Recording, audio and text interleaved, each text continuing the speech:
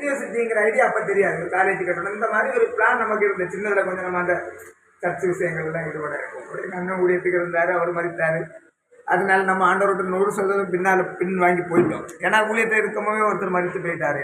அடுத்து மீண்டும் அந்த ஊழியத்துக்கு வந்து இந்த தரிசனங்கள் இருந்து நாட்களும் காலங்களும் சென்னை வரை அவருடைய வேலை வந்து நிறைவேறிட்டு இங்கே வந்தோம். இப்போ ஒரு ஆன்லைன் வேதாகம கல்லூரின்னு தான் ஒன்று வச்சுருக்கிறோம்.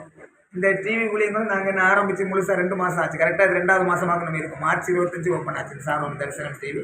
இப்போ நம்ம மே 25 இங்கே உட்காந்துருக்கோம். முழுதாக 2 மாதமாக ஒன்லி சாங் மட்டும்தான் ஓடிட்டு இருக்கு. வேறு எதுவுமே ப்ரோக்ராமாக இல்லை. அந்த குட் ஃப்ரைடே அன்னைக்கு எங்கள் அப்பா ஒரு செய்தி ஒரு 1/2 மணி நேரம் கொடுத்த செய்தியே போட்டோம். கொடுத்து அதை ஆல்ரெடி எடுத்து ரெக்கார்ட் பண்ணி வச்சுட்டு போட்டோம். வேறு எதையுமே இது வரைக்கும் அதில் டெலிகாஸ்ட்டும் பண்ணலை. ஓடுது. சாரோனின் கடிதம்னு ஒரு பத்திரிகை நடத்திட்டு இருக்கிறோம். இது 1 இயருக்கு மேலே நடத்துகிறோம். ஐயாவுக்கு கூடயே 2-3 ஊழியர் கூட்டங்கள் உங்க கூட வந்திருக்கோம். ஐயா 2-3 ஊழியர் கூட்டங்கள் போயிருக்கிறோம். 2-3 சபைகள் கூட்டிகிட்டு போயிருக்கிறாரு. அப்படி பிரயோஜனப்படுத்திருக்கோம்.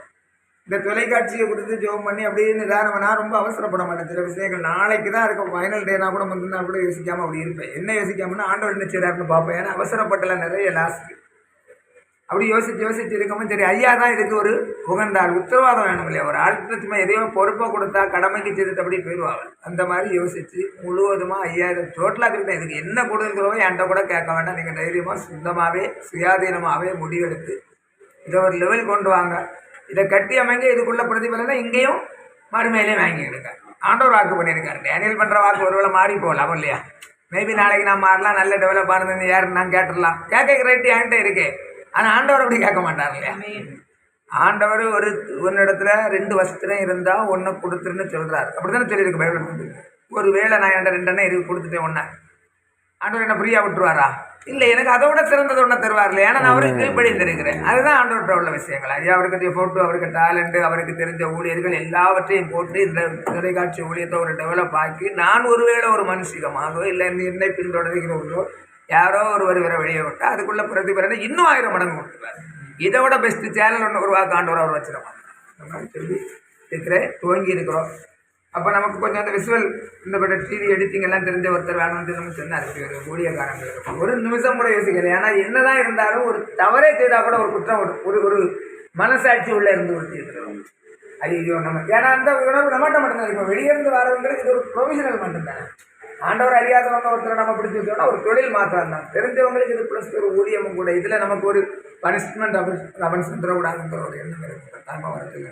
அதுக்கடுத்து அவங்க மகளை சொன்னார். அவங்களும் ஒரு ஊழியக்காரர்கள் மகள். சரி என்னன்னே கேட்கல வரட்டு நமக்கு தேவை இன்னும் நிறைய பேர் வேணும். இன்னைக்கு இது வனாந்திர மாதிரி ஒரு ரப்பான பிளேஸாக இருக்குது. இன்னைக்கு ஜூன் 25க்குள்ளே ஒரே நாளில் மேஜிக் பண்ண முடியாது. ஸ்டெப் பை ஸ்டெப்பாக ஜூன் 25க்குள்ளே நம்ம இதை முழுவதுமாக இந்த ஆஃபீஸை ஒரு பக்காவான ஒரு ஸ்டார் லெவலில் உள்ள ஒரு டிவி ஆஃபீஸ் மாதிரி மாற்றி ஸ்டெப் பை ஸ்டெப்பாக ஒன்றுனா வேலை நடக்கும். துவக்கத்திலே வந்த உங்களுக்கு இதுக்கு ஆரம்பமும் தெரியும். பூமியானது ஒழுங்கின்மையும் வெறுமையுமாக இருந்தே தெரிஞ்ச மாதிரி உங்களுக்கு இது தெரியும். இது டெவலப்னு தெரியும். அப்போ நம்ம இதுக்கு பிதா மகன்கள் மாதிரி இருந்துடலாம். உண்மை தானேங்க. இதெல்லாம் முடிஞ்ச பிறகு வந்தால் நம்ம ஒரு மேல் ஆதாயம் எடுக்க வந்த மாதிரி. இப்போ நம்ம இதுக்கு பிதா மகன்கள் மாதிரி நம்ம உள்ளே இருக்கிறோம். ஆண்டவருக்கு தெரியும் இல்லையா எப்படி இருந்து முதல்ல பூமி அதை நான் எப்படி ஆக்குறேன். அதே மாதிரி நம்ம எல்லாவற்றுக்கும் எல்லாமே இருக்கலாம். உண்மை உள்ளவன் பரிபூர்ண ஆசீர்வாதங்களை பெறுவோம். ஆண்டவர் நம்ம ஒவ்வொருத்தரையும் உண்மை உள்ளவன் என்று எண்ணி தான் இந்த ஊழியத்தை தந்தார். நான் ஊழியர் கூடலில் போகிற இடங்கள்லாம் கேட்பேன். முழு நேர ஊழியர்கள்லாம் கை தருங்கன்னு சொல்லுவேன். மேக்ஸிமம் ஒரு 90% ஊழியர்கள் முழு நேரம்னு கை வைத்து எழுதி வச்சுருக்கோம். பகுதி நேரம்னு சொன்னால் நம்ம போகிற இடங்களில் ஒரு 10% தான் இருப்பாங்க. அப்போ நான் சொல்லுவேன் நானும் பகுதி நேரம் ஊழியர் தான்.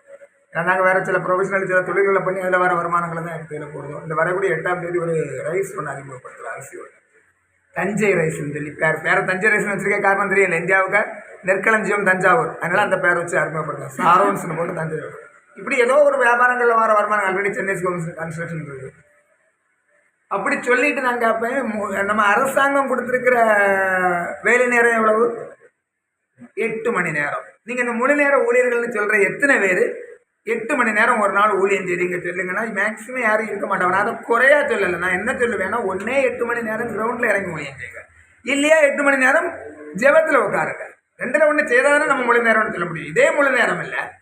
இதில் வேறு ஞாயிற்றுக்கிழமை ஒரு கூட்டமாக நடத்தி புதன வெள்ளி ஒரு கூட்டம் நடத்திட்டு நம்மளை முழு நேரம் பிரகடனப்படுத்தினா என்னைக்கு இந்தியா ஆண்டவர்களுக்கு கொண்டு வராங்க. உண்மை உள்ளவன் எண்ணி இதை நம்ம கொண்டாடுறோம். இப்போ இந்த தம்பிக்கு ஒரு டேலண்ட் இருக்குது. இதை இங்க டெவலப் பண்ணமும் ஒரு நாள்ல ஆண்டவர் கொஞ்சத்துல உண்மை இருந்தால் அநேகத்தில் அதிபதி ஆகுவார். சாரோனின் தரிசனம்னு ஒரு டிவியில இவர் ஊழியம் வேலை செய்ய தான் வந்தார். இது இப்போ 2026. மேபி ஆண்டவருக்கு வர குறித்து ஒரு பிளான் வச்சிருப்பார். 2036 இதோட டாப் லெவலில் ஒரு டிவி சொந்தமாக தொடங்குது. ஆண்டவருக்கு ஒரு ஆள் தான் செய்யணும்னு இல்லைங்க. இந்த ஊழியர்கள் நிறைவேற்றிட முடியுமா நம்ம ஒருத்தரால? இதே லாங்குவேஜில் இல்லை இதோட 10 லாங்குவேஜில் கூட ஒன்று தொடங்கலாம் இல்லையா? அப்போ இங்கே உண்மையாக இருந்தால் ஆண்டவர் அதை செய்ய வைப்பார். இல்லை இதுதான் நம்ம இன்னொரு தவறான நோக்கத்தோடு இதற்குள்ளே இருந்தோம்னா அப்படி வரக்கூடிய வாய்ப்பை கூட நம்மள பெட்டரான ஒரு ஆளுக்கு கொடுத்துருவார். நான் நேற்றைக்கும் இங்கே உள்ள வந்து இவருக்கு கூட அந்த ஆஃபீஸில் எடுக்க இதே வசனம் தான் இன்னொரு டிவி சேனல்காரங்க நமக்கு அனுப்புகிறாங்க. என்ன அனுப்புகிறாங்கன்னா, மோசே மரித்து போகிறான், கர்த்தர் யோசுவாவை நோக்கி மோசே போயிட்டா நீ அதை டெவலப் பண்ணணும்னு சொல்லி 2 வருஷத்துக்குள்ள நீ கூட்டிகிட்டு போகணும். இன்னைக்கும் அதுதான் இங்கே வந்தோன்னு எடுத்துக்கோ. இந்த இயேசுவா அவங்க இருக்க அந்த வசனம் அதுதான் வருது. அப்போ அவருக்கு பேரும் இயேசுவாவாக இருக்கும். அப்போ ஆண்டவர் ஒரு திட்டம் இல்லாமல் எதையும் செய்யறது தானாக நிகழ்கிறது கிடையாது. ஒன்று புரிஞ்சுக்க, தேவன் அன்றியும் அவருடைய தீர்மானத்தின்படி அழைக்கப்பட்டவர்களாய் தேவனிடத்தில் அன்பு கூறுவதற்கு சகலமும் நன்மைக்கு இதுவாக நடக்கிறது. இங்கே ஒன்றும் இயல்பு இல்லை, எல்லாம் தேவன் கொண்டு போகிற வழிகளாகும். புரியுதாப்பா? 3 மாதத்தில் சவப்பெட்டியில் வைக்கப்பட்டாலும் அது தேவனுடைய திட்டம். பார்வனுடைய குமாரத்தை கையில் ஒப்பு கொடுக்கப்பட்டாலும் அது தேவனுடைய திட்டம். அங்கே இருந்து ஒரு சம்பவங்கள் நடந்து ஓடி போனாலும் அது தேவனுடைய திட்டம். அங்கே 40 ஆண்டுகள் ஆடுமைத்தாலும் தேவனுடைய திட்டம். இடையில மறைமுக திட்டங்கள் ஒன்று இருக்கும் தேவன். அதே மாதிரி இதை உண்மையும் உத்தரவாதமாக இருந்தால் ஆண்டவர் வெரி டெவலப்மெண்ட் கொண்டு வருவார். நம்ம இந்த ஃபீல்டுக்குள்ளே வாங்க